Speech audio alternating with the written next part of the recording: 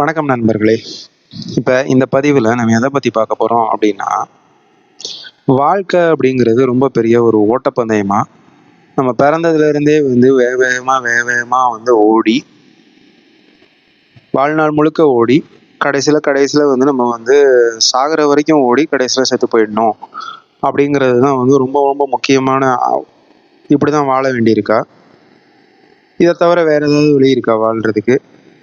அப்படி இப்படிதான் வாழ வேண்டியிருக்கு அப்படின்னா இந்த ஓட்டப்பந்தயத்தை இது இல்லாம வாழ முடியாதா? இது யார் ஆரம்பிச்சு வச்சா?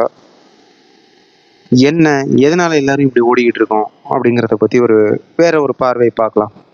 சரிங்களா? இப்போ முதல்ல நம்ம வாழ்க்கை அப்படின்னா நம்ம நார்மலா என்ன பண்ணிக்கிட்டு இருக்கோம் அப்படிங்கிறத பார்ப்போம். நம்ம பிறக்கிறோம், பிறந்த உடனே கொஞ்ச நாள்லயே கொஞ்சம் விவரம் தெரிய ஆரம்பிக்கிறப்ப நீ டாக்டர் ஆக போறியா, இன்ஜினியர் ஆக போறியா அப்படின்லாம் என்னைய கேட்டுட்டு இருந்தாங்க. நான் சின்ன வயசுல இருக்கும்போது என் அப்பா அம்மா. இப்போ என்ன கேட்டுட்டு இருக்காங்கன்னு தெரியல. ஏதோ கேட்டுட்டு இருப்பாங்க, ஏதாவது நீ அமெரிக்கா போக போறியா, சாஃப்ட்வேர்ல வேலை பார்க்க போறியா, என்ன கேட்டுட்டு இருக்காங்க என்னன்னுலாம் எனக்கு தெரியல. பட் ஆனால் ஏதோ ஒன்று கேட்டுட்டு இருக்காங்க இல்லையா? இப்போ அங்கே சின்ன வயசுலயே குழந்தை என்ன ஆகணும் ஆகக்கூடாதுங்கிறது விதைக்கப்படுது. அப்புறம் அதை நோக்கி அந்த குழந்தைக்கு கீ கொடுத்து விடுறாங்க. அது ஓட ஆரம்பிக்குது. ஸ்கூல்ல சேர்த்து விடுறாங்க. ப்ரீகேஜி, இன்னும் ப்ரீகேஜி 1.5 வயசுல சேர்த்து விட்டுறாங்க. 1.5 வயசுல இருந்து ஆரம்பிச்சு என்ன படிக்கிறோம் ஏது படிக்கிறோன்னே தெரியாத ஒரு வயசுல போய் தேவையில்லாததெல்லாம் படிச்சு ஒரு கிட்டத்தட்ட 2 வயசுன்னு வச்சுப்போமே. 2 வயசுல இருந்து ஒரு யூஜி முடிக்க 21 வயசு, பிஜி முடிக்க 23 வயசு, இன்னும் பிஹெச்டி எல்லாம் முடிக்க ஒரு 27 வயசு அப்படின்னா கிட்டத்தட்ட வாழ்க்கையில ஒரு 20ல இருந்து 25 வருஷம் நம்ம படிக்கிறதுக்குன்னு செலவு பண்றோம். படிக்கிறதுக்கு அப்படின்னா நம்ம அறிவை வளர்த்துக்கிறதுக்காக செலவு பண்ணியிருக்கோமா அப்படின்னு கேட்டிங்கன்னா அறிவெல்லாம் வளர்த்துக்க நம்ம செலவு பண்ணல. நம்ம எதுக்கு செலவு பண்ணியிருக்கோம் அப்படின்னா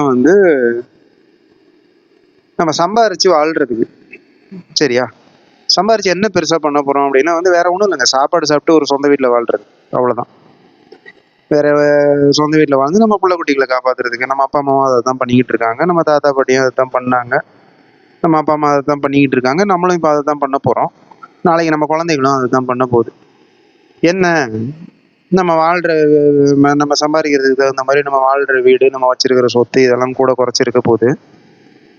பட் அடிப்படையில் என்ன பண்ணிக்கிட்டு இருக்கோம் அப்படின்னா வேக வேகமாக ஓடி நம்ம கடைசியில் டெய்லி எந்திரிச்சு வேலைக்கு போகிறோம், சாப்பிடுவோம், தூங்குவோம்.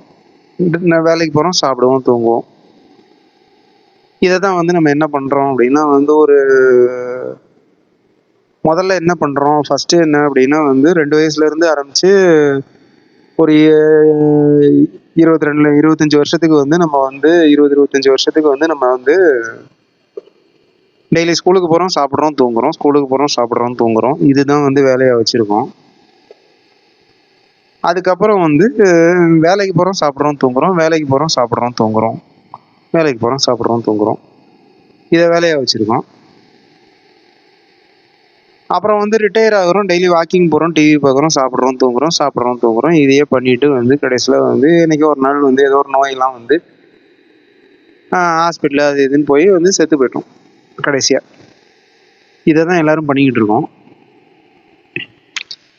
இப்போ இதே விஷயம் இதில் என்ன பெருசாக பண்ணுறோன்னா சாப்பிட்றோம், தூங்குறோம், வேற என்ன இனப்பெருக்கம் பண்ணுறோம், அவ்வளோதான். இதை தவிர வேற ஏதாவது உருப்படியாக பண்ணுறோமா அப்படின்னா ஒன்றும் பெருசாக நிறைய மக்கள் 199 பேர் இதை பெருசாக வேற எதுவும் உருப்படியெல்லாம் பண்ணுற மாதிரி எனக்கு தெரியல. இதை பண்ணாத வேற யாராவது இருக்காங்களா அப்படின்னு பார்த்தீங்க அப்படின்னா மிருகங்கள்லாம் இதை பண்ணலையா அப்படின்னு கேட்டால் மிருகங்கள்லாம் இது எல்லாத்தையுமே பண்ணுது. சரியா? நம்ம பண்ணுற எல்லா விஷயத்தையுமே பண்ணுது. டெய்லி வேலை ஏதோ ஒன்று பண்ணுது, சாப்பிடுது, தூங்குது, இனப்பெருக்கம் பண்ணுது, அப்படியே சுற்றிட்டு வருது, எங்கேயோ பண்ணுது. அது ஆனால் இதோடு சேர்த்து நம்மளோட அது விளையாடுது, ஜாலியாக இருக்குது, இந்த மாதிரி பல விஷயங்கள் பண்ணுது. அது நம்ம இது எதையுமே பண்ணுறதில்ல உருப்படியாக. அப்போ அங்கே என்ன அப்படின்னா ஒரு சாதாரண புழுல இருந்து ஆரம்பிச்சு ஒரு பெரிய யானை வரைக்கும் எல்லா மிருகங்களும் பண்ற அதே விஷயத்த, ஒரு எறும்புல இருந்து ஆரம்பிச்சு யானை வரைக்கும் எல்லா மிருகங்களும் பண்ற அதே விஷயத்த நம்ம ரொம்ப பெரிய ஆர்ப்பாட்டத்தோட உலகத்தையே அழிச்சுக்கிட்டு பண்ணிக்கிட்டு இருக்கோம். அதுதான் உண்மை. வேற ஒன்றும் பெருசாலாம் நம்ம பண்ணிடல. இன்னும் கொஞ்சம் தெளிவாக பார்த்தோன்னா என்ன பண்ணுவோம், நம்ம படிக்கிறோங்கிற பேரில் வந்து ஒரு 25 வருஷத்தை வேஸ்ட் பண்ணுறோமா. இப்போ வேஸ்ட் பண்ணுறோம்னு இல்லை, 25 வருஷம் நம்ம ஏதோ ஒன்று பண்ணுறோம்னு வச்சுக்கோங்களேன். அந்த 25 வருஷத்துக்கு சில பல லட்சங்களை வந்து நம்ம அப்பா அம்மாக்கள் செலவு பண்ணியிருப்பாங்க நம்மளை படிக்க வைக்கிறேங்கிற பேரில். அதுக்கு அவங்க ஓடி இருப்பாங்க, அவங்களோட கடுமையான உழைப்பு இருக்குது அதுக்கு. அது போக வந்து அதுக்கப்புறம் வந்து நம்மளோட கடுமையான உழைப்பு இருக்குது. அது போக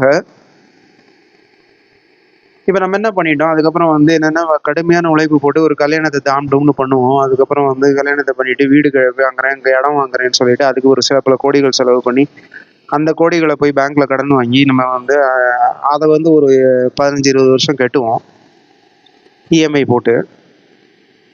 அப்புறம் வந்து அதோட சேர்த்து அதை மட்டும் கட்டினா பார்த்தா அது இல்லையா, அப்புறம் வீடை வாங்கி வச்சுக்கிட்டு அதுக்குள்ளே ஃபர்னிச்சர் வாங்கணும், அதுக்கு தேவையான இன்டீரியர் பண்ணணும்.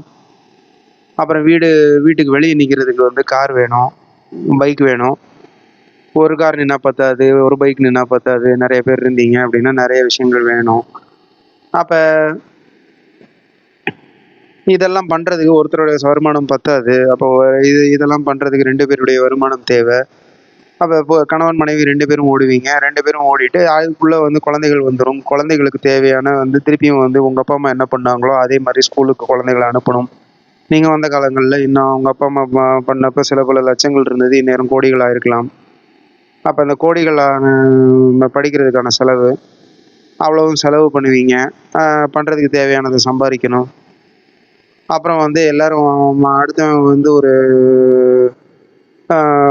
என்ன சொல்கிறது, ஒரு மாருதி கார் வச்சுருந்தாங்கன்னா நம்ம வந்து அட்லீஸ்ட் வந்து ஒரு வேறு ஏதாவது ஒன்று வச்சுருக்கணும்.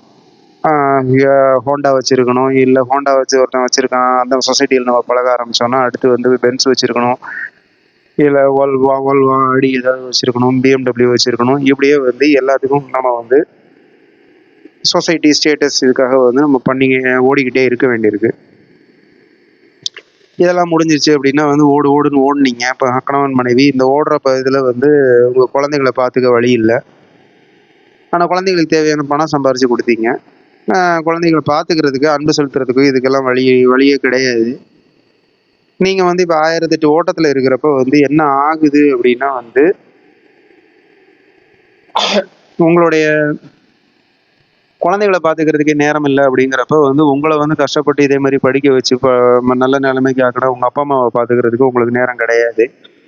2வது நேரம் மட்டும்தான் கிடையாது அப்படின்னா வந்து இன்னும் வந்து உடம்புல தெம்பும் கிடையாது, மனசுலையும் தெம்பு கிடையாது. ஏன்னா மனசளவுலையும் விஷம் வைக்கப்பட்டிருக்கும், உடம்பளவுலையும் விஷம் வைக்கப்பட்டிருக்கும். அப்போ வந்து எங்கன்னா எல்லாமே வீக்காக தான் இருக்குது. வீக்காக இருக்குங்கிறப்ப நம்மளுடைய நார்மல் அன்றாட வாழ்க்கை பிரச்சனைகளையே நம்மளால் ஹேண்டில் பண்ண வழி இல்லை. அப்படிங்கிறப்ப நம்ம அப்பா அம்மாவும் நமக்கு பிரச்சனையாக மாறிடுறாங்க, குழந்தைகளுமே நமக்கு பிரச்சனையாக மாறிடுது. குழந்தைய கொண்டு போய் இதனால தான் வந்து ஃபாஸ்டர் கேரு எங்கேயாவது ஒரு ஹோமில் கொண்டு போய் விட்டுறோம். அப்பா அம்மாவை கொண்டு போய் ஹோமில் விட்டுடுறோம். இது மாதிரிலாம் பண்ணுறோம். பண்ணிவிட்டு வேகமாக ஓடி வந்து பல ப்ரெஷர்களோடு வந்து ஓடுன்னு ஓடி கடைசியில் எல்லாத்தையும் பண்ணி முடித்து என்ன பண்ணுறீங்க அப்படின்னா வந்து லோனெல்லாம் கட்டி வந்து ஒரு முடிக்கிறீங்க அப்படின்னா வந்து ரொம்ப சிறப்பாக பண்ணியிருந்தீங்க அப்படின்னா வந்து ஒரு 45 வயசில் இதெல்லாம் 40-45 வயசில் பண்ணிவிடுவீங்க. நல்லா ஓட சொல்லி கொடுத்துருக்காங்க அப்படின்னா அவங்க அப்பா அம்மா. கொஞ்சம் சுமாராக வந்து என்னை மாதிரி ஓட சொல்லி கொடுத்துருக்காங்கன்னா வந்து ஒரு 50 வயசு ஆகிடும் இதெல்லாம் பண்ணி முடிக்க. 50 வயசு இல்லை சில பேர் 60 வயசு கூட ஆகும், அவங்கவுங்க ஓடுறதை பொறுத்து. அப்போ இது 60 வயசு ஆகிடுச்சின்னு வச்சுக்கோங்களேன், இதெல்லாம் பண்ணி முடிக்க அதுக்குள்ளே ரிட்டையர் ஆயிடுவீங்க. அதுக்குள்ளே பலதரப்பட்ட இந்த நீங்கள் ஓடுறதுக்காக வந்து நீங்கள் தியாகம் பண்ணதுங்கிறது உங்கள் வாழ்க்கையை தியாகம் பண்ணியிருப்பீங்க, உங்கள் உடலை தியாகம் பண்ணியிருப்பீங்க, உங்கள் மனசில் இருக்கிற நிம்மதியை தியாகம் பண்ணியிருப்பீங்க. இதெல்லாம் சேர்ந்து உங்களுக்கு நோயாக வந்து நிற்கும். அந்த நோய்க்காக வந்து நீங்கள் வந்து அடுத்து என்ன பண்ணுவீங்க, டாக்டராக பார்க்க ஆரம்பிப்பீங்க. கடைசியில் வந்து ஏதாவது மல்டி ஸ்பெஷாலிட்டி ஹாஸ்பிட்டலாக போய் சில பல லட்சங்கள் கொடுத்து ஆப்ரேஷன் பண்ண இது பண்ண அது பண்ண எதையோ ஒன்று பண்ணுவீங்க. இதெல்லாம் பண்ணி முடிச்சு எல்லாம் பண்ணால் வந்து நீங்கள் வந்து உங்களுக்கு என்ன கொடுக்கப்படும் அப்படின்னா வந்து ஒரு 40 வயசுல இருந்து மருந்து சாப்பிட ஆரம்பிப்பீங்க. ஒரு மாத்திரை 2 மாத்திரையாகும், 2 மாத்திரை 4 மாத்திரையாகும். ஒரு நாளைக்கு 10-15 மாத்திரை சாப்பிட்டுட்டு கடைசியில் வந்து சாகிற வரைக்கும் கொஞ்சம் கொஞ்சமாக நோய் ஜாஸ்தியாகி மோசமாகி நீங்கள் வாக்கிங் போனால் சரியாயிடும், ஜாக்கிங் போனால் சரியாயிடும், எனக்கு தேவையான பண்ணிக்கிட்டு கடைசி வரைக்கும் வந்து ஒரு நோயாளியாகி படுத்த படுக்கையாகி நீங்கள் படுத்த படுக்கையாகிறத வந்து உங்கள் பிள்ளைய வந்து கொண்டு போய் எங்கேயாவது அனாதை ஆசிரமத்தில் சேர்த்து விட்டுட்டு அதே மாதிரி நீங்கள் என்ன ஓடுனீங்களோ அதே மாதிரி அது ஓட ஆரம்பிச்சிருக்கோங்க. இது மாதிரி ஒரு வாழ்க்கையை வந்து இதே மாதிரி இந்த சைக்கிளை வந்து நம்ம கண்டினியூ பண்ணிக்கிட்டே இருக்கோம். சரிங்களா? இந்த சைக்கிளை கண்டினியூ பண்ணிக்கிட்டே இருக்கோம். இப்போ இது அவசியமானதா அப்படின்னு கேட்டால் என் பார்வையில் இது அவசியம் இல்லை. அவசியம் இல்லை. ரெண்டாவது, இது இப்படி தான் ஓடிக்கிட்டு இருந்தோமா, நம்ம நம்ம முன்னோர்கள் இப்படி தான் ஓடிக்கிட்டு இருந்தாங்களா அப்படின்னு பார்த்தீங்க அப்படின்னா, நம்ம முன்னோர்கள் இப்படியெல்லாம் வாழலை, இப்படி ஓடவும் இல்லை. என்ன அப்படின்னா, நம்ம தமிழ் நிலங்களில் முப்போகம் விளையுங்கிறதுலாம் வேறு. முப்போகம் விளைஞ்சாலும் நம்ம வந்து முப்போகம் விவசாயம் பண்ணோமா இல்லையாங்கிறது கரெக்டான தெளிவான இது இல்லை. விளையும்னா அது நிலத்தோட வளத்தை குறிக்குதே தவிர, பட் நம்ம என்ன வாழ்ந்தோம் அப்படின்னா வந்து 100ல் வந்து 70-75% பேர் வந்து நம்ம விவசாய குடிகளாக தான் வாழ்ந்தோம். அப்போ விவசாய குடிகளை வாழ்ந்தோம் அப்படின்னா வந்து ரொம்ப சிறப்பாக வாழ்ந்தோம். நம்ம விவசாயம் ரொம்ப சிறப்பாக இருக்கும். ஒரு 4 மாதம் வேலை பார்ப்போம். 4 மாதம் வேலை பார்த்தா ஒரு வருஷத்துக்கு தேவையான சாப்பாடு நம்மக்கிட்ட இருக்கும். நமக்கு மட்டும் இல்லை, நம்ம நாட்டுக்கே தேவையான அத்தனை சாப்பாடும் நம்மக்கிட்ட இருக்கும். நம்ம நாட்டுக்கு மட்டும் இல்லை, நம்ம அடுத்த நாடுகளுக்கு கொண்டு போய் வியாபாரம் பண்ணுற அளவுக்கு நம்மக்கிட்ட சாப்பாடு எல்லாமே இருக்கும், விஷயங்கள். அப்போ இது எல்லாமே நம்மக்கிட்ட இருக்குது அப்படிங்கிறப்ப வந்து இந்த ஒரு 4 மணி நேரம் 4 மாதம் போக அதுக்கப்புறம் மீன் பிடிக்கிறது, அது பண்ணுறது, இது பண்ணுறது, பல கலைகளை வளர்த்தெடுக்கிறது, பல பொழுதுபோக்குகள், இது மாதிரி வந்து நம்ம மக்கள் வந்து என்னென்னா மிஞ்சி மிஞ்சி போச்சுன்னா ஒரு போகம் இல்லைனாலும் 2 போகம் மிஞ்சி மிஞ்சி போச்சுன்னா வேலை பார்த்துருப்பாங்க. அப்போ அங்கே என்ன அப்படின்னா, ஒரு 4 மாதம் போக, 4 மாதம் இல்லை 8 மாதம் போக மீதி இருக்கிற ஒரு 4 மாதம் வந்து அவங்களுக்கு பிடிச்ச விஷயங்களை செஞ்சாங்க. சரியா? அவங்களுக்கு பிடிச்ச விஷயங்கள்ங்கிறது எது வேணாலும் இருக்கலாம். இயல், இசை, நாடகம், என்ன வேணாலும் இருக்கலாம். அதுக்கான டைமை ஒதுக்குனாங்க, அதை பார்க்குறவங்க பார்த்தாங்க, அதை செய்கிறவங்க செஞ்சாங்க. இது மாதிரி வந்து பல விஷயங்கள் நடந்தேருச்சு. அப்போ விளையாட்டுக்கு நிறைய டைம் ஒதுக்குனாங்க, விளையாண்டாங்க, வச்சாங்க, என்னென்னமோ பண்ணாங்க. அப்போ இப்போ கோயில் கட்டுறது, இது மாதிரி பல விஷயங்கள் பண்ணாங்க. அப்போ கலைகள், எவ்வளோ கலைகள், 1000 கலைகள் 64 வளர்த்தெடுக்கப்பட்டுச்சு அப்படின்னா என்ன, மக்கள்லாம் வந்து எப்போ பார்த்தாலும் வந்து சும்மா உட்காந்துட்டே இருந்து ஒரு எப்போ பார்த்தாலும் 24 மணி நேரம் விவசாயம் பண்ணுறதை தவிர வேறு வேலையே இல்லைங்கிற மாதிரி வாழ்ந்தாங்களா என்ன? இல்லை. அதையும் பண்ணாங்க. அது விவசாயம் சீசன் இல்லாமல் இருக்கிற நேரம் வந்து மற்ற நேரங்களில் வேறு எதுவும் பண்ணாங்க. அப்போ என்ன அப்படின்னா 24 மணி நேரமாக அவங்க ஓடலை. தான் தேவைக்கு என்ன தேவையோ அதை உருவாக்கிக்கிட்டாங்க. அது போக மீதி நேரம் வந்து அவங்க ரொம்ப சந்தோஷமாக மகிழ்ச்சியாக வாழ்கிறது அப்படிங்கிறதுக்கு அதுக்கு தேவையான டைமை அதுக்கு செலவு பண்ணாங்க.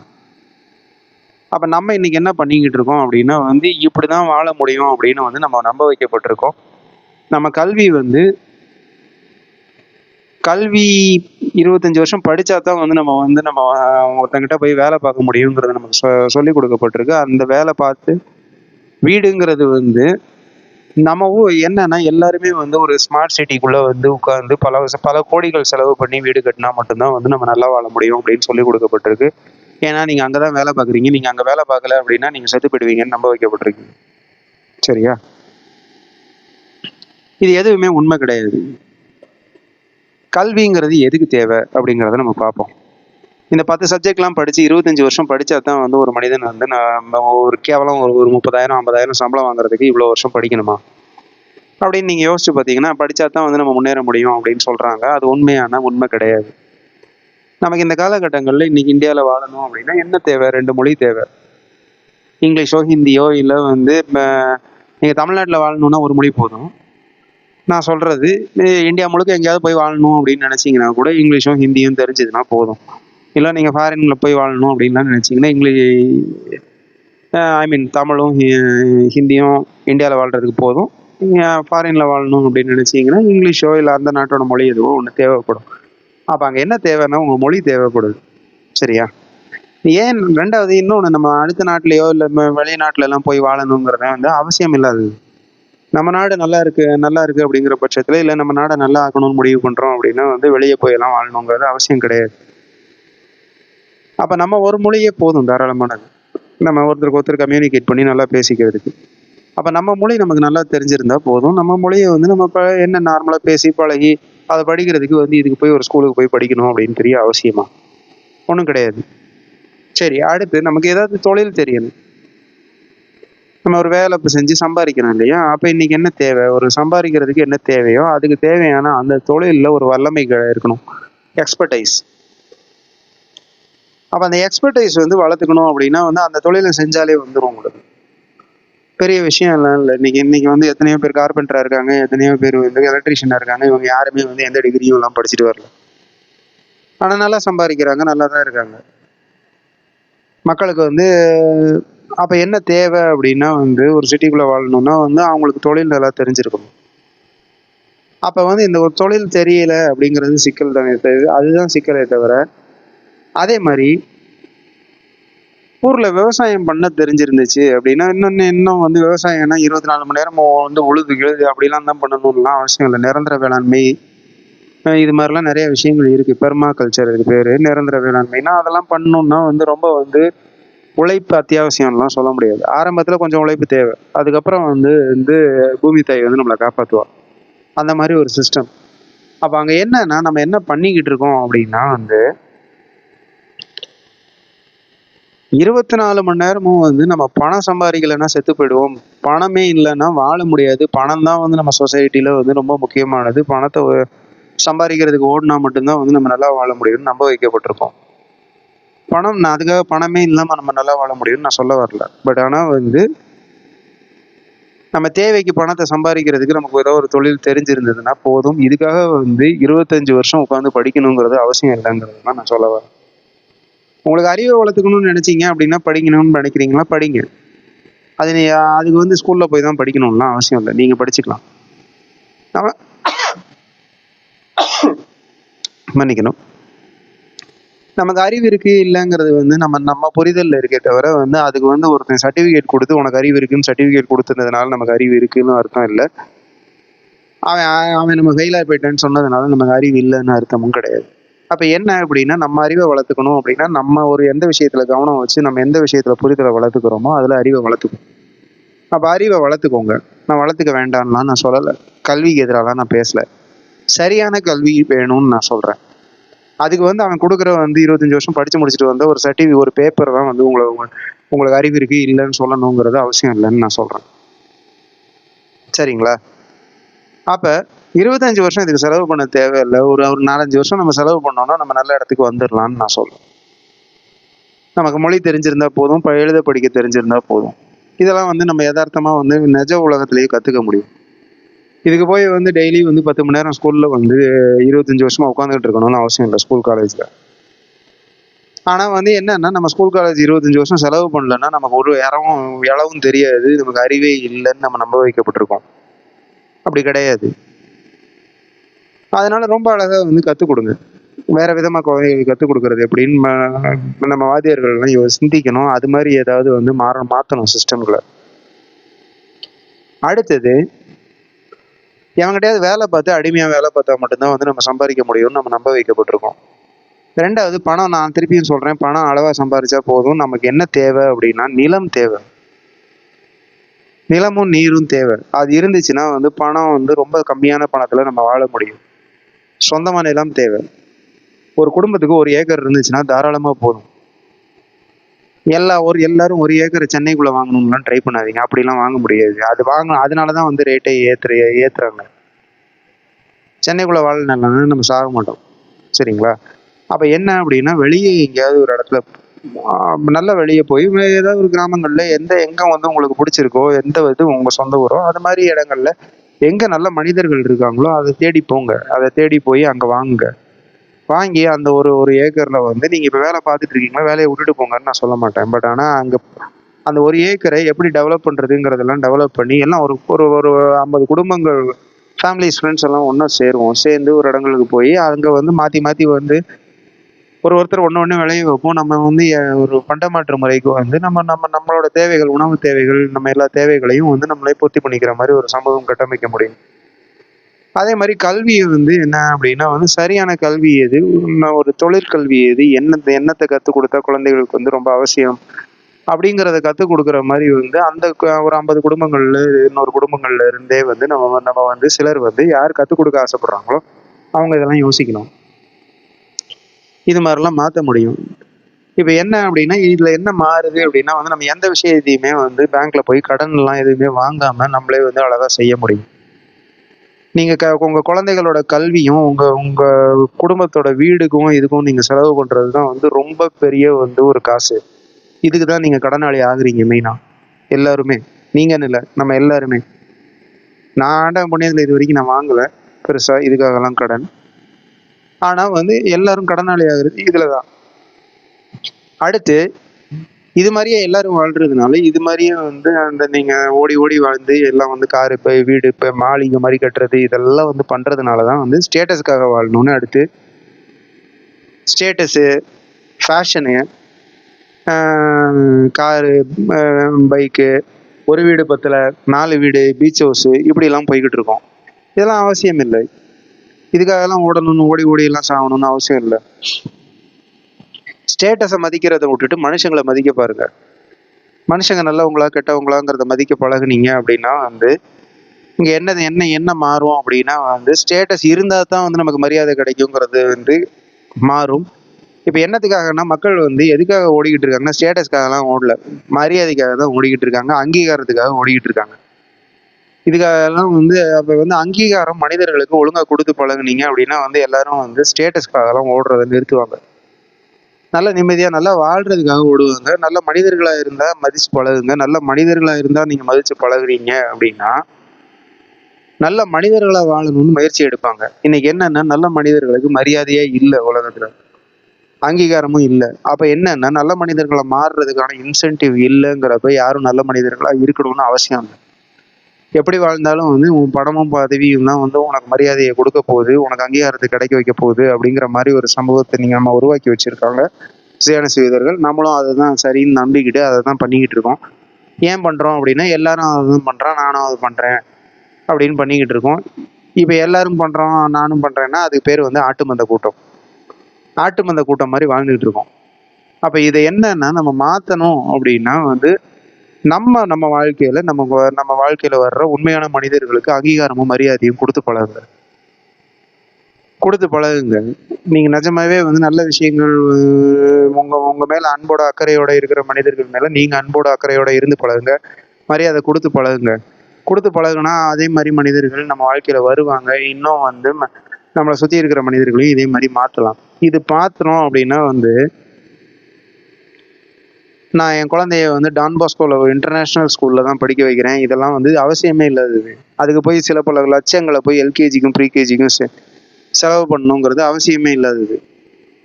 உங்க குழந்தைகளுக்கு நீங்க சொல்லிக் கொடுக்கலாம், பெரிய விஷயம்லாம் இல்லை. ஏன் உங்க குழந்தைகளோட டிகிரி சர்டிஃபிகேட் தான் அதோட அறிவை முடிவு பண்ணணும்லாம் அவசியம் இல்லை.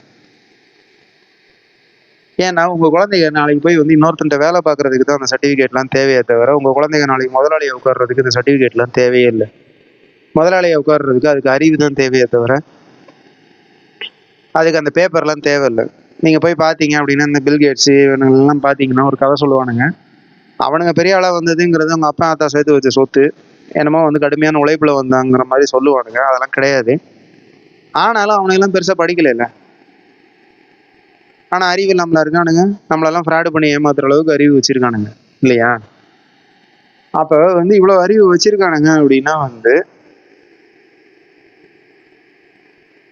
தப்பா வளர்றவனுக்கே வந்து இப்ப ஒரு தப்பா வந்து மக்களை கெடுக்கிறதுக்கு வளர்றவனுக்கே வந்து இவ்வளவு அறிவு அவனுக்கு வளர்த்துக்கிட்டானுங்க அப்படின்னா வந்து சும்மா எதுவுமே போய் காலேஜ்ல படிக்காம வளர்த்துக்கிட்டானுங்க அப்படின்னா, ஸ்கூல் கூட உருப்படியா படிக்காம வளர்த்துக்கிட்டானுங்க அப்படின்னா வந்து நம்ம ஏன் வந்து நம்ம வந்து ஒரு ஸ்கூல்ல போய் 25 வருஷம் வந்து 10 சப்ஜெக்ட் தேவையில்லாத ஆணியெல்லாம் படிச்சுதான் வந்து நம்ம அறிவை வளர்த்துக்க முடியும்னு என்ன இருக்கு? அறிவை வளர்த்துக்கணும்னா நம்ம அறிவு தேடுதல்ல இருந்தோம்னா போதும். எங்க உட்காந்து வேணாலும் தேடலாம். இன்னைக்கு எல்லாமே விரல் நுனியில கிடைக்குது. சரிங்களா? குழந்தைகளுக்கு புத்தகம் படிக்கிற பழக்கங்கள் இதெல்லாம் வளர்த்து விடுங்க. அதனால வந்து அறிவு வளரும். அப்ப நீங்க என்னன்னா உங்க ஸ்கூலுக்கு தேவை இருக்கிற நீங்க செலவு பண்ற அத்தனை காசும் உங்களுக்கு மிச்சமாகும். அதை ஓடி ஓடி நீங்க சம்பாதிக்கணும்னு அவசியம் கிடையாது. சரி, அடுத்து வீடு நீங்க சென்னைக்குள்ள வாங்குறேன், கோயம்புத்தூருக்குள்ள வாங்குறேன், திருச்சிக்குள்ள வாங்குறேன், மெயினான இடங்கள்ல வாங்குறேன், மதுரைக்குள்ள வாங்குறேன் இப்படின்னு வந்து ஒன்றும் பண்ணிக்கிட்டு இருக்கிறதுனாலதான் வந்து நீங்க வந்து இவ்வளவு காசு அதுல போய் செலவு பண்ண வேண்டியிருக்கு. அதுக்காகத்தான் நீங்க ஓட வேண்டியிருக்கு. நான் சொன்னது மாதிரி ஒரு ஏக்கர் விவசாய நிலம் வாங்கணும் அப்படின்னா வந்து ஒரு 15 லட்சம் இருந்து கிடைக்குதுன்னு வச்சுப்போங்களேன். 10 லட்சம் 15 லட்சத்துல இருந்து கிடைக்குது அப்படின்னா வந்து எங்க வாங்கலாம், என்ன பண்ணலாம் அப்படிங்கிறதெல்லாம் யோசனை பண்ணி அவங்கவுங்க வசதிக்கு தகுந்த மாதிரி எல்லாரும் சேர்ந்து வாங்குங்க ஒரு இடங்கள்ல. சக எண்ணம் கொண்ட மனிதர்கள், சக சிந்தனை இருக்கிற மனிதர்கள் எல்லாம் வந்து ஒன்று சேருவோம். ஒன்று சேர்ந்து ஒரு இடத்துல வாங்கினோம் அப்படின்னா வந்து நம்ம எல்லாம் சேர்ந்து என்ன தெரியுமாங்க தேவை? மழை வந்து கரெக்டாக இருக்கணும், சீசனில் கரெக்டாக பெய்யணும், அவ்வளோதான் தேவை. நீங்கள் வந்து தண்ணி இருக்குது, கிணறு இருக்குது, ஆறு இருக்குது, இதெல்லாம் பார்த்துட்டு இருக்கணும்னு அவசியம் இல்லை. மழை கரெக்டாக இருந்துச்சுன்னா போதும். அது மாதிரி இடங்களை பார்த்து வாங்கினா போதும். வாங்கினா வந்து மண்ணோட வளத்தெல்லாம் திருப்பி எடுத்துடலாம். கொஞ்ச நாள் ஆகும், திருப்பி எடுத்துடலாம். அதெல்லாம் பெரிய கஷ்டம் கிடையாது. அப்போ அங்கே என்ன அப்படின்னா நம்ம பண்ண வேண்டியது, அதுவும் நம்ம தமிழர் வேளாண்மையெல்லாம் பண்ணுறாங்க, அதெல்லாம் வந்து பார்த்தீங்கன்னா வெறும் மழையை தேக்கி வச்சு பண்ணுறது தான் அந்த விவசாயம். அதில் பெரிய முதலீடெல்லாம் கிடையாது. அப்போ அங்கே என்னன்னா வீடு கட்டணும் அடுத்து அப்படின்னா வந்து உடனே வந்து என்னமோ வந்து மல்டி ஸ்டோரி டியூப்ளெக்ஸ் பில்டிங் கட்டி அப்பார்ட்மெண்ட் காம்ப்ளெக்ஸ் கட்டி வாழணுங்கிற மாதிரிலாம் செலவு பண்ணாதீங்க. அதெல்லாம் அவசியமே இல்லை. அதெல்லாம் நீங்கள் ஸ்டேட்டஸ்க்காக பண்ணுற விஷயம். நீங்கள் மனிதர்களை நம்பி மனிதர்களை வந்து முழுசாக மரியாதை கொடுத்து மரியாதையோட ரொம்ப பிரியத்தோட நடத்த ஆரம்பித்தோம் அப்படின்னா வந்து எல்லா மனிதர்களும் வந்து ஸ்டேட்டஸை தேடியெல்லாம் அலைய மாட்டாங்க. இப்போ ஸ்டேட்டஸ் இருந்தால் மதிப்பாங்க, ஸ்டேட்டஸ் இருந்தால் அங்கீகாரம் கிடைக்கும்னு நம்புறதுனால அதை தேடி அலைஞ்சிட்டு இருக்காங்க மனிதர்கள். அப்போ என்னன்னா ஸ்டேட்டஸை தேடி அலைய வேண்டிய தேவை கிடையாது. 4 கார் வச்சுருந்தீங்கன்னா தான் உங்களை மதிக்க போகிறதில்ல, 4 வீடு வச்சுருந்தா தான் உங்களை மதிப்பாங்கங்கிறதெல்லாம் கிடையாது. நம்ம ஒரு குடும்பம் வாழ்கிறதுக்கு ஒரு சாதாரணமான ஒரு டபுள் பெட்ரூமோ ஒரு ட்ரிபிள் பெட்ரூமோ சாதாரணமாக கட்டினது, ரொம்ப ஓவராக செலவு பண்ணாமல் கட்டினது ரொம்ப ஈஸி. அது மாதிரிலாம் கட்டுறது. இன்னும் உண்மையை சொல்லணும்னா செந்தமிழன் அவர் சொல்கிற மரபு கட்டுமானம் இது மாதிரிலாம் வந்து ரொம்ப ரொம்ப சிம்பிளிஃபைடாக ரொம்ப செலவே இல்லாமல் கட்டுறதுங்கிறது இன்னும் பண்ண முடியும். நான் மரபு கட்டுமானமெல்லாம் ரொம்ப டீட்டெயிலாக படிக்கல, எனக்கு கரெக்டாக தெரியல. பட் ஆனால் வந்து இன்னைக்கு இருக்கிற மாதிரி சிமெண்ட், செங்கல், ஜல்லி, கான்கிரீட்டு இப்படிலாம் வச்சு கட்டுறத விட இன்னும் ரொம்ப சிம்பிளாக நம்ம முன்னோர்கள் கட்டின எளிமையான முறையில் சுண்ணாம்பு, கடுக்காய், தோல் இதெல்லாம் வச்சு இந்த மாதிரிலாம் நம்ம சுண்ணாம்பு, கடுக்காய் தோல் இதெல்லாம் வச்சு கட்டுறது, இது மாதிரிலாம் வந்து நிறைய மெத்தட்ஸ் இருக்குது. ரொம்ப சிம்பிளாக பண்ண முடியும். அப்போ அது மாதிரிலாம் பண்ணலாம். பண்ணால் வந்து அது பல தலைமுறைக்கு நிற்கும். இன்றைக்கி இருக்கிற மாதிரி வந்து நம்ம கட்டி முடிச்சு 10 வருஷத்தில் அங்கே கிராக் விட்டுருச்சு, இங்கே கிராக் விட்டுருச்சுங்கிற மாதிரி பில்டிங் எல்லாம் இருக்காது. ஏன்னா அது நம்ம முன்னோர்களோட டெக்னாலஜி, நம்ம பாரம்பரிய டெக்னாலஜி. அந்த டெக்னாலஜி வந்து அந்த டெக்னாலஜி பல வருஷம் தலைமுறைக்கு நிற்கணுங்கிறதுக்காக தான் நம்ம முன்னோர்கள் உருவாக்கியிருப்பாங்க. இன்றைக்கி இருக்கிற மாதிரி வந்து உடனே அழிஞ்சு போனால் தான் அடுத்து திருப்பி வாங்குவான், அடுத்து மெயின்டெனன்ஸ் செலவு வந்துக்கிட்டு இருக்கும். நம்மகிட்ட இருந்து பணத்தை பிடுங்கணுங்கிறதுக்காக வந்து உருவாக்கப்பட்ட டெக்னாலஜி கிடையாது. நம்ம முன்னோர்கள் அப்படி வாழலை. அப்போ அதை யூஸ் பண்ணோம் அப்படின்னா வந்து நம்ம வந்து இன்னும் வந்து அழகாக வீடு கட்டலாம், சிறப்பாக பண்ணலாம். ஸோ வீடு கட்டுறதுக்கு நீங்கள் நிலம் அடுத்து முதல்ல நான் என்ன சொன்னேன் அப்படின்னா வந்து உங்களுக்கு குழந்தைகளுக்கான எஜுகேஷனுக்கான செலவு கிடையாது. அடுத்து சென்னை ஹார்ட் ஆஃப் த சிட்டியில் வந்து வாங்குறதுக்கு இடம் வாங்குறதுக்கு தேவையான அந்த செலவு கிடையாது. அதில் 3ல் 1 பங்கு 4ல் 1 பங்கு காசு நீங்கள் செலவு பண்ணிங்கன்னா போதும் ஒரு ஏக்கர் வாங்குறதுக்கு. அடுத்து அந்த ஒரு ஏக்கரில் நீங்கள் பிளான் பண்ணி கரெக்டாக எல்லாம் தோட்டம் எல்லாம் பண்ணி முடிச்சு எல்லாம் பண்ணுறதுங்கிறது அதில் ரொம்ப ரொம்ப கம்மியான ஒரு செலவு இருக்கும். இதெல்லாம் வந்து நார்மலாக வந்து ஒரு மனிதர் ஓடி சம்பாரித்து அதிலேயே பண்ண முடியும், கொஞ்ச நாள்லேயே பண்ண முடியும். இதை பண்ணி முடிச்சிட்டிங்கன்னா வந்து அழகாக அந்த மாதிரி வந்து ஒரு ஹோமில் போய் ரிட்டையர் ஆகிட்டு அழகாக வந்து உங்கள் குழந்தைகளை பார்த்துக்கிட்டு உங்கள் சமூகத்துக்கு தேவையானதை சொல்லி கொடுத்துட்டு நல்ல நிம்மதியாக ரிலாக்ஸான ஒரு லைஃப் ஸ்டைல் வாழ முடியும்.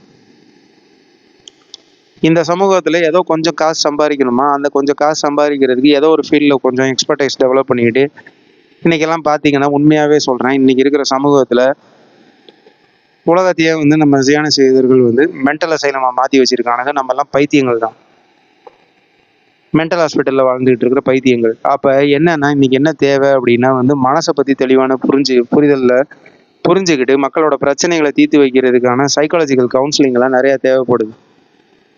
இவனுக்கு வந்து உடனே எம்எஸ்சி சைக்காலஜி டிகிரி நீங்கள் படிச்சுட்டு வந்தால் தான் வந்து நீங்கள் ட்ரீட் பண்ணலாம்லாம் வந்து இவனுக்கு என்ன வேணாலும் கதை விடட்டும். நாம் என்ன சொல்லலாம் அப்படின்னா வந்து மனசை பற்றி புரிஞ்சிருந்தா நம்ம வெறும் வந்து நம்ம என்ன வந்து அட்வைஸ்லாம் வெறும் சாதாரணமாக வந்து உன் பிரச்சனையை நான் கேட்டு உன் பிரச்சனைக்கு எனக்கு தெரிஞ்சதை சொல்லி கொடுக்குறேன், அவ்வளோதான். அதுக்கு வந்து ஃபீஸுலாம் வாங்காதீங்க, டொனேஷன் வாங்கிட்டு போங்க.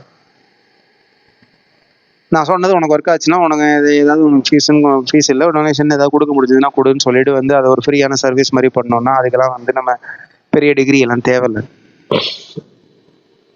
அப்போ இது மாதிரி ஏதாவது ஒரு வழியில் நம்ம பண்ணோம்னா நமக்கு ஒரு அந்த வெளி உலகத்தில் இவனுங்க உருவாக்கி வச்சிருக்கிற இந்த சிஸ்டமில் போய் ஏதாவது ஒன்று ரெண்டு வாங்குறதுக்கு தேவையான காசுலாம் வந்துடும். பெரிய சிக்கல்லாம் இருக்காது. அதை வந்து நம்ம ரிலாக்ஸாக வந்து நம்ம ஃப்ரீ டைமில் பண்ணலாம். வாரத்துக்கு ஒரு 4 நாள் பண்ணிவிட்டு மீதி ஒரு 3 நாள் வந்து ரெஸ்ட் எடுக்கலாம். நமக்கு பிடிச்ச வேலைகளை பண்ணலாம், ஜாலியாக இருக்கலாம், நம்ம குடும்பத்தோட டைம் ஸ்பெண்ட் பண்ணலாம், நம்ம சமூகத்தோட டைம் ஸ்பெண்ட் பண்ணலாம், ஃப்ரெண்ட்ஸு ஃபேமிலியோட ஜாலியாக வந்து பேசலாம், வைக்கலாம், பொழுது ஸ்பெண்ட் பண்ணலாம். இந்த அடிக்ஷன்லாம் இல்லாமல் நல்லா வாழலாம். சரியா? ரெண்டாவது, இது மட்டும்தானா உண்மை அப்படின்னா வந்து இன்னொரு மெயினான விஷயம் நமக்கு கட்டமைக்கப்பட்டிருக்கு. இவனுக்கு கொடுக்குற இந்த சாப்பாடு, இந்த நியூட்ரிஷனல் ஃபுட்டு இப்படிலாம் சாப்பிட்டு தான் வந்து இந்த நியூட்ரிஷன் லேபிள் ஓட்டின ஃபுட்டு இதெல்லாம் சாப்பிட்டா தான் நம்ம நோய்வாய் இல்லாமல் இருப்போம் அப்படின்லாம் வந்து நமக்கு நம்ப வைக்கப்பட்டிருக்கு. அது அத்தனையும் போய் அதெல்லாம் வந்து அடிப்படை ஆதாரமே இல்லாத சயின்ஸ்லாம் அப்படிலாம் இல்லை. கார்போஹைட்ரேட் இவ்வளோ சாப்பிட்ணும், ப்ரோட்டீன் சாப்பிட்ணும், இவ்வளோ சாப்பிட்ணும், ஃபேட் இவ்வளோ சாப்பிட்ணும்லாம் கிடையாது. உலகத்திலேயே இருக்கிற மிகப்பெரிய மிருகங்களான யானை, ஒட்டகச்சிவிங்கி, காண்டாமிருகம் இதெல்லாம் வந்து வெஜிடேரியன். புல்லை தான் சாப்பிடுது. புல்லையும் இலத்தலையும் சாப்பிடுது. அது எந்த ப்ரோட்டீனும் சாப்பிடல. ஆனால் வந்து அதோட ஸ்ட்ராங்கான மிருகங்கள் உலகத்தில் கிடையாது. இப்போ சிங்கமோ புலியோ தான் ஸ்ட்ராங்கான மிருகங்கள்னா ஒரு யானை வந்து வந்துச்சு அப்படின்னா வந்து அது ஒரு சொல்லிட்டு அடித்து தூக்கி போட்டு மிதிச்சுதுன்னா வந்து செத்து போயிடும். ஒரு காண்டாமிருகம் சார்ஜ் பண்ணுச்சு, இல்லை ஒரு நீர் யானை ஹிப்போபோட்டமஸ் சார்ஜ் பண்ணுச்சு அப்படின்னா வந்து இதுக்கு எதிர்த்தாப்புல நிற்காது, ஓடி போயிடும் பயந்து. ஏன் பயந்து ஓடி போயிடுது அப்படின்னா வந்து அந்த அளவுக்கு அது பவர்ஃபுல். அப்போ என்னன்னா நம்ம வந்து இப்படி தான் சாப்பிட்டா தான் வாழும், நல்லா வாழ்வோம்லாம் நம்ம நம்ப வைக்கப்பட்டிருக்கோம். அதெல்லாம் உண்மை கிடையாது. அப்போ என்ன அப்படின்னா இந்த விஷம் தன்மை உள்ள சாப்பாடுகளை சாப்பிட்றதுக்கு இவ்வளோலாம் அவங்க வந்து கஷ்டப்பட தேவையில்லை. அப்போ இப்போ என்னன்னா நம்ம நல்ல சாப்பாடுகளை நோக்கி நம்மளே நிலம் வச்சுருக்கோம், நம்மளை மாதிரி நண்பர்கள் நிலம் வச்சுருக்காங்க அப்படின்னா வந்து இதில் வந்து ஒருத்தருக்கு ஒருத்தர் பண்ட மாற்று முறையில் நம்ம வந்து நம்மளோட காய்கறிகள், பழங்கள் எல்லாமே வந்து நம்ம விளைய வச்சுக்கிறோம். அப்படிங்கிறப்ப எதுலேயுமே மருந்து இருக்காது, எல்லாமே வந்து நல்ல பொருள்களாக இருக்கும். அதை நம்ம சாப்பிட்டு வளர்றப்ப நம்ம உடலில் நோய்கள் இருக்காது. நம்ம மனசளவில் வந்து நம்ம ரொம்ப ஜாலியாக ஒருத்தருக்கு ஒருத்தர் பேசி வந்து எந்த ஒரு பாரமும் இல்லாமல் வந்து எந்த ஒரு கடனை கட்டணும், இதை பண்ணணும், அதை பண்ணணுன்ற இந்த ஸ்ட்ரெஸ் எதுவுமே இல்லாமல் நம்ம வாழும்போது மனசளவில் ரொம்ப பெரிய பாரம்லாம் இருக்காது. இப்போ இந்த ஸ்ட்ரெஸ் எதுவுமே இல்லைன்னா கணவன் மனைவி 2 பேரும் வந்து இப்படி நாய் மாதிரி ஓட வேண்டிய தேவை இருக்காது. குழந்தைகளை நல்லா பார்த்துக்க முடியும். ஒருத்தருக்கு ஒருத்தர் மீனிங்ஃபுல்லான கனெக்ஷன் இருக்கும். கனெக்ஷன் இருந்துச்சு அப்படின்னா வந்து எந்த ஒரு சிக்கலுமே இருக்காது, நல்லா வாழ முடியும். அப்போ நல்லா வாழணும் அப்படின்னா வந்து நம்மளுடைய பார்வை மாறுச்சுன்னா முடியும். ரெண்டாவது, இன்னைக்கு இருக்கிற விலைவாசி எல்லாம் இவ்வளோ உயர்ந்திருக்கு அப்படின்றது நமக்கு ஒரு புரிதலாக இருக்குது. நம்ம விலைவாசி வந்து பயங்கரமாக ஏறிடுச்சு. அப்போ வந்து நீ ஓடாதன்னு சொல்றியே அப்படின்லாம் நீங்கள் கேட்கலாம். அதில் வந்து என்ன வந்து அது ஜியானஸ் யூதர்கள் பயங்கரமாக அதில் விளையாடி இருக்கானுங்க. நம்ம யாருக்குமே வந்து நம்மளுடைய பண சிஸ்டம், மானிட்டரி சிஸ்டமை பற்றி, இன்னைக்கு கரன்சி சிஸ்டமை பற்றி நமக்கு எதுவுமே உருப்படியாக தெரியாது. அந்த கரன்சி சிஸ்டமில் எப்படி விளையாடிருக்காங்கங்கிறத நம்ம அடுத்த பதிவில் பார்க்கலாம். ஏன்னா அந்த கரன்சி சிஸ்டம் மூலமாக தான் வந்து விலைவாசி ஏற்றுறாங்க, நம்மளை பிச்சைக்காரன் ஆக்கிட்டு இருக்காங்க. நம்மளை பிச்சைக்காரன் ஆக்குறது மூலமாக தான் நம்மளை ஓட வச்சுக்கிட்டே இருக்காங்க.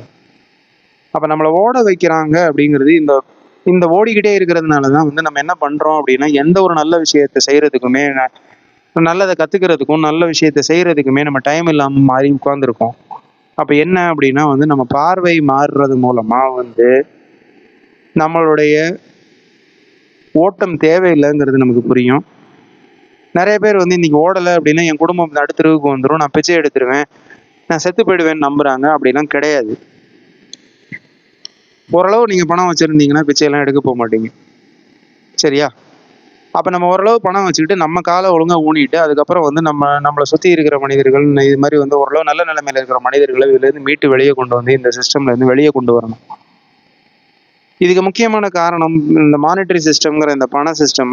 இதுக்கு இன்னொரு பேரும் இருக்குது, ஃபியட் கரன்சி சிஸ்டம் அப்படின்னு பேர் இருக்குது.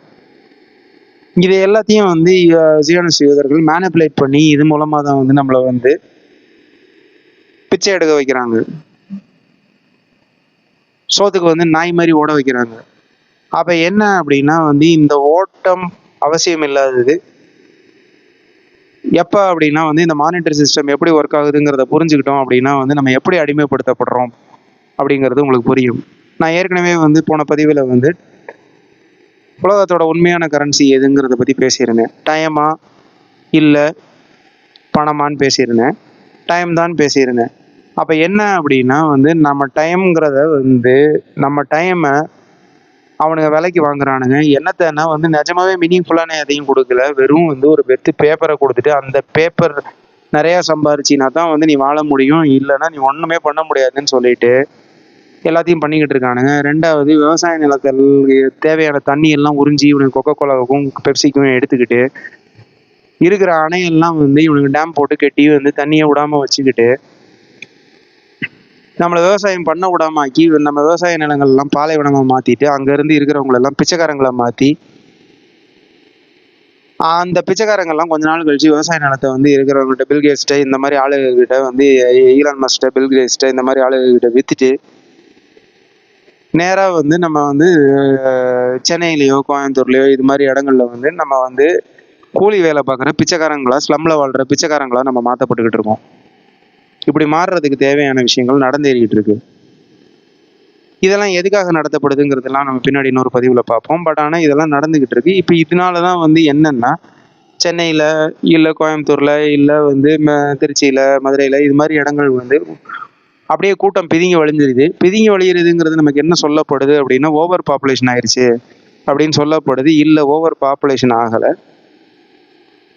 ஓவர் க்ரௌடிங் ஆகுது. ஓவர் க்ரௌடிங்னா என்னன்னா ஊரில் பரவலாக வாழ்ந்துக்கிட்டு இருந்த மக்கள் எல்லாம் வந்து ஒரே ஊரில் வந்து வாழ ட்ரை பண்ணாங்க. இப்போ வாழ்வாதாரம் இல்லை, அவங்களோட வாழ்வாதாரம் மற்ற இடங்கள்ல அழிக்கப்பட்டிருக்குங்கிறதுனால இங்கே வந்து வாழ்கிறாங்கங்கிறதுனால வந்து இது வந்து ஓவர் க்ரௌடிங் ஆகுது. இது ஓவர் க்ரௌடிங்கை உருவாக்குறாங்க ஜேனசிவிதர்கள். அந்த ஓவர் க்ரௌடிங் ப்ராப்ளத்தை நம்ம வந்து ஓவர் பாப்புலேஷன் ப்ராப்ளம் நம்ம அப்படின்ற மாதிரி நமக்கு வந்து சித்தரிக்கப்பட்டுக்கிட்டு இருக்கு. இந்த ஓவருக்கு எதுக்காக வந்து இந்த சிட்டிகளுக்கு நகர்த்துறாங்க அப்படின்னா வந்து இந்த ஒரே இடத்துல மக்களை வந்து வச்சிருந்தா அடிமையாக வச்சிருது, அப்போதான் ஈஸி. ஃபுல் அண்ட் ஃபுல் எல்லாம் கூலி வைக்கிற வேலை பார்த்துட்டு சோத்துக்கு வழி இல்லாமல் இருக்கிற சமூகம் வந்து தான் பிரச்சனையே பெரும் பிரச்சனையாக இருக்கிறப்ப அடுத்தவங்க பிரச்சனையெல்லாம் கேட்காது. அப்போ அடிமை சமூகமாக உருவாக்கணும் அப்படின்னா தற்சார்பை ஒழிச்சா தான் அடிமை சமூகத்தை உருவாக்க முடியும். சொந்த இடமும் சொந்த விவசாயமும் இருக்கிற வரைக்கும் வந்து தற்சார்பு இருக்கும். இப்போ தண்ணியை வந்து என்னன்னா ஆறை நம்பி நம்ம விவசாயம் பண்ணிக்கிட்டு இருக்கிறதுனால தான் வந்து அவனை நம்பி நம்ம வாழ வேண்டியிருக்கு. மழையை நம்பி விவசாயத்துக்கு மாறணும் அப்படின்னா வந்து நம்ம இன்னும் சிறப்பாக விவசாயம் பண்ண முடியும். மழையை நம்பி பண்ற விவசாயத்துக்கு மாறுங்க நண்பர்களே. என்னன்னா பஞ்சபூதங்கள்ல நிலம், நீர், நெருப்பு, காத்து, ஆகாயம் 5 பஞ்சபூதங்கள் இருக்கு. காத்தும் ஆகாயமும் காத்தும் வந்து ஆற்றல் வடிவங்கள். நெருப்புங்கிறது ஒரு டிரான்ஸ்ஃபர்மேட்டிவ் எலிமெண்ட், அதாவது மாற்றி கொடுக்கறதுக்கு தேவையான ஒரு பூதம். நிலமும் நீரும் வந்து பொருள் வடிவமான பூதங்கள், மெட்டீரியல் ஆஸ்பெக்ட். சரியா? எனர்ஜி ஆஸ்பெக்டை டைரெக்டாக வந்து நம்மளை கண்ட்ரோல் பண்ண முடியாது. நம்ம அதனால வந்து என்னன்னா நம்ம பொருளை கண்ட்ரோல் பண்ணால், பொருள் இல்லைன்னா வந்து அதாவது அருள் இல்லாருக்கு அவ்வுலகம் இல்லை, பொருள் இல்லாருக்கு இவ்வுலகம் இல்லைன்னு சொன்னாங்க இல்லையா நம்ம முன்னோர்கள். அது மாதிரி வந்து பொருளை வந்து கண்ட்ரோல் பண்ணால் வந்து நம்ம வாழ்க்கையை கண்ட்ரோல் பண்ண முடியுங்கிற இடத்துல ஜேனசிவிதர்கள் வந்துட்டு நம்மளுடைய நிலத்தையும் நீரையும் வந்து கண்ட்ரோல் பண்ணுறதுக்கு தேடி அலைஞ்சிக்கிட்டு இருக்கானுங்க. இதுதான் எல்லாமே. சரிங்களா? அப்போ என்னன்னா உலகத்தில் இருக்கிற அத்தனை விவசாய நிலத்தையும் வந்து வேர்ல்டு எக்கனாமிக் ஃபோரம்ல இருக்கிற சைக்கோக்கள், ஜியானசிவிதர்கள், பில்கேட்ஸ் மாதிரி ஆளுகளை வச்சு வாங்கிக்கிட்டு இருக்கானுங்க விவசாய நிலங்களை. ஸோ இங்கே என்னன்னா உங்களுக்கு வாங்குறது இங்கே யாரோ ஒரு லோக்கலில் இருக்கிற ஒரு ஜமீன்தார்கிட்டயோ பண்ணையார்கிட்டயோ விற்கிற மாதிரி தெரியும், பெரிய பெரிய நிலவுடைமையாளர்கள்ட்ட விற்கிற மாதிரி தெரியும். என்னன்னா உங்கள் நிலத்தை விற்றுட்டு எல்லாத்தையும் வந்து அவனுங்க வாங்க போகிறானுங்க கொஞ்ச நாளில். இங்கே தான் போய்கிட்டு இருக்கு. அப்போ என்னன்னா நம்ம திருப்பி எடுக்க வேண்டியது நம்ம நிலத்தையும் நீரையும் நம்ம வந்து நம்ம கையில் வச்சுக்கல அப்படின்னா நம்ம அடிமை சமூகமாக மாற்றப்படுவோம். இதில் டவுட்டே வேண்டாம். அப்போ நிலமும் நீரும் நமக்கு தேவை, இன்றியமையாதே ஒன்று. அப்போ என்னன்னா சென்னைக்குள்ள வந்து பல கோடி செலவு பண்ணி வந்து உருப்படாதத்தனமாக வாங்கிட்டு இருக்கிறத காட்டிலும் வந்து விவசாய நிலங்கள் வாங்குங்க. அதுக்காக சும்மா வந்து 15 ஏக்கர் 20 ஏக்கர் இப்படிலாம் வாங்கினீங்க அப்படின்னா உங்களாலையும் பார்க்க முடியாது. அது உருப்படாமல் போய் திருப்பியும் வந்து சொன்னாங்க, எவனோ ஒருத்தன் சொன்னான், ஜெயக்குமார்னு ஒருத்தன் சொன்னான், கடைசியில் வேஸ்ட்டாக போயிடுச்சுன்னுலாம் சொல்லாதீங்க. உங்கள் குடும்பங்கள் வாழ்கிறதுக்கு நீங்கள் பார்த்துக்க முடியுங்கிறதுக்கு தேவையான 1 ஏக்கர் 2 ஏக்கர் 3 ஏக்கர் வாங்குங்க. அதுக்கு மேலாம் வாங்காது. இல்லை இன்னும் வந்து ரொம்ப ரொம்ப உண்மையான நேர்மையான நண்பர்கள், சக நண்பர்கள், அவங்களுக்கு ஹெல்ப் பண்ண முடியும், உங்கள்கிட்ட நிறையா பணம் இருக்குது அப்படின்னா வந்து அவங்களுக்கும் சேர்த்து வாங்கி போடுங்க. நிலத்தை நீங்கள் வச்சுக்கோங்க, அவங்க வாழட்டும், அவங்க அதில் உழைக்கட்டும். அவங்க அனுபவிக்கட்டும், நிலம் உங்களோடதாக இருக்கட்டும். சரியா? ஒருத்தருக்கு ஒருத்தர் ஃப்ரெண்ட்ஸாக தான் வாழ்வோம். இதில் என்ன இருக்குது? நம்மக்கிட்ட போதுமான பணம் இருக்குது, நம்ம பயங்கரமாக ஓடி இருக்கோம்னா நம்மக்கிட்ட நிறைய பணம் இருக்கும். பரவாயில்ல, வாங்குங்க, ஒன்றும் பிரச்சனை இல்லை. நிலம் உங்களோடதாக தான் இருக்க போகுது. உங்களை நம்பி அவங்க இருப்பாங்க. அவங்கள நான் என்னைக்கு நம்பிக்கை துரோகம் பண்ணாமல் வாழுங்க. ஒருத்தருக்கு ஒருத்தர் நல்லா வாழலாம். அப்போ என்னன்னா, நம்ம இது மூலமாக நமக்கு என்ன புரியணும் அப்படின்னா நம்ம வாழ்க்கையை பிறந்ததுலேருந்து கல்வி கல்வின்னு சொல்லி தேவையில்லாத ஆணியெல்லாம் படிக்கிறதுக்கு ஒரு 25 வருஷம் ஓடி, அடுத்து அந்த தேவையில்லாத ஆணியெல்லாம் எதுக்கு படித்தோன்னே தெரியாமல் அதுக்கப்புறம் ஏதோ ஒரு கம்பெனியில் போய் அவன் கொடுக்குற ஒரு 6 மாதம் ட்ரைனிங்கை படித்து முடிச்சுட்டு அந்த ட்ரைனிங்கில் போய் வேலை பார்க்கறதுக்கு அடுத்து ஒரு 30 வருஷத்தை ஓட்டி அதெல்லாம் பண்ணி முடிச்சு இருக்கிறதெல்லாம் கடன்லாம் கட்டி முடிச்சு எல்லாத்தையும் பண்ணி அப்பா உட்காரலாம்னு நினைக்கிற நேரத்தில் உடம்புல 4-5 வியாதியை வச்சுக்கிட்டு அந்த வியாதிக்கு என்ன பண்ணுறதுன்னு தெரியாமல் சேர்த்து வச்ச சேவிங்ஸ் எல்லாம் கொண்டு போய் ஒரு மல்டி ஸ்பெஷாலிட்டி ஹாஸ்பிட்டலில் கொண்டு போய் இது பண்ணிட்டு இன்னும் மோசமாக போச்சு நிறைய பேருக்கு. அப்படின்னா இருக்கிற வீடு வாசல் சொத்து எல்லாத்தையும் என்னெல்லாம் சம்பாதிக்கிறதுக்கு ஓடுனீங்களோ அதை எல்லாத்தையும் திருப்பி விற்று நடுத்தருக்கு பிச்சைக்காரங்களை மாதிரி